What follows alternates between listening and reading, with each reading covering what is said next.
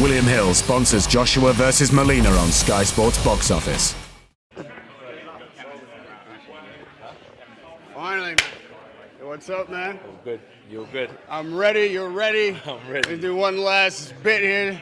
Radio Raheem with Anthony Joshua. You're just, 48 hours from the fight, man. All the talking's been done. We know what to expect to see from you in the ring, so we're going to take this a little bit different. We're going to talk about your post-fight career, where I imagine you'll be sitting at a table analyzing fights. I'm going to ask you about some upcoming fights to see where you think your head is at, yeah? Okay. Well, of course, a table got thrown yesterday. The Chisora White fight is on everybody's mind. How do you think that fight breaks down? Who's going to win it? All right, then. Cool. I'm looking at it from a perspective where I know Chisora. He's my local townsman, so I'm rooting for him through and through because he was a head honcho when I started.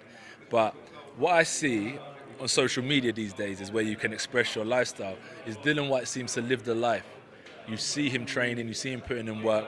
So I have to go with a man who's been living the life in a sense because, you can take more, you can fight later into the rounds. So I think due to the fact that I haven't seen much from Chisora, I think Dillian Whyte has an upper hand in that sense. But if Chisora has definitely been putting in work and putting in his road work and getting his rounds of sparring in, I think Chisora is definitely capable of beating Dillian Whyte due to the fact that he's been in tougher fights and had more experience due to the fact he's fought like Helenius, Klitschko, Hay and so on. So Dillian Whyte shouldn't impose too much of a threat on Chisora.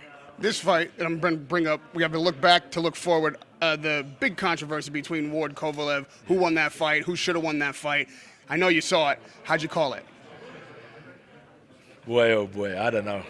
Ward won due to the fact that the judges have got a job to do. They sit at ringside and have the best seats in the house and they score the fight. That's what they do on a day-to-day. They're professionals at what they do. Did you agree with the judges' cards, though?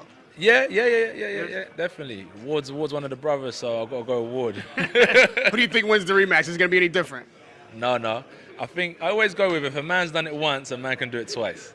So I think Ward would definitely be able to be capable of winning a rematch. And just a couple more. In 2017, we all hope to expect to see Canelo Alvarez versus Triple G. You've seen Triple G over here.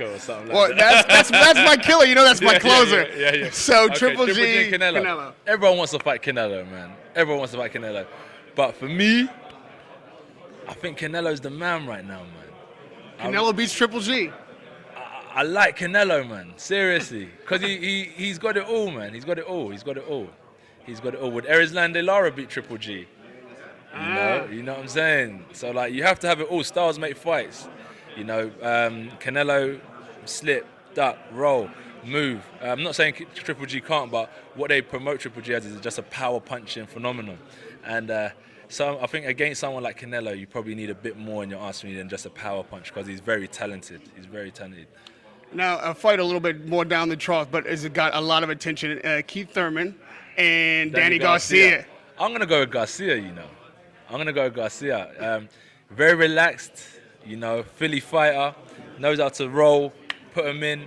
I know that Thurman can move and box, but so can Garcia. And I think when I watched him against Lucas Matisse, I really saw something special in Danny Garcia. He can take a lot and give a lot. He's beaten some top fighters in Khan. Who's the other guys that he's beat? He just beat someone on the weekend. He's just beaten some good fighters. So for me, I'm going to go with Garcia on that one. And of course, lastly, I'm not allowed to make predictions, man. I got to be in the middle. Yeah. But you and Klitschko, obviously that's the big fight for 17. Everyone's looking forward to it. I know you think you're going to win. How do you beat him?